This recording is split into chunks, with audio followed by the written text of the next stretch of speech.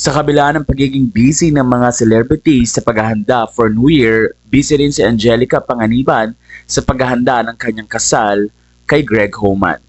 Ilan sa mga artistang nandoon ay mga kaibigang sina Kim Chiu at Bella Padilla, pati na rin ang kaibigang direktor na si Andoy Ranay.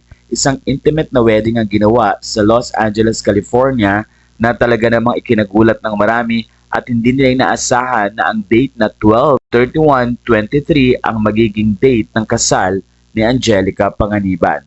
Ayon sa mga fans, napakagandang bride ni Angelica at makikita rin na kumikinang ang kagandahan ng kanyang anak na si Baby Bean. Ayon din sa mga fans, bagay na bagay ang kanyang suot. Sa kanyang Instagram ay sinabi ni Kim Chiu ang ganito bilang mensahe para sa kasal ng kaibigan.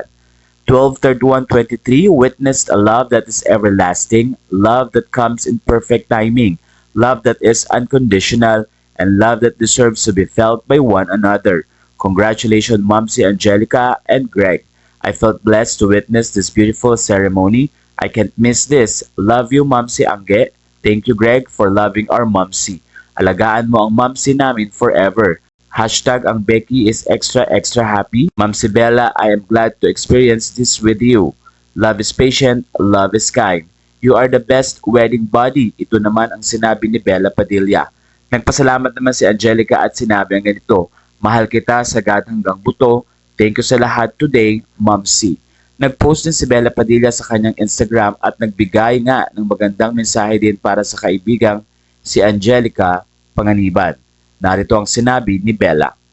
Congratulations! The drought is over. Congratulations, Mr. and Mrs. Homan. The best day ever. Nagpakita rin ng kanilang suporta ang mga Filipino celebrities at nagbigay ng congratulatory messages para sa bagong kasal. Mula dito sa Pinoy Showbiz Latest, congratulations, Angelica and Greg Homans.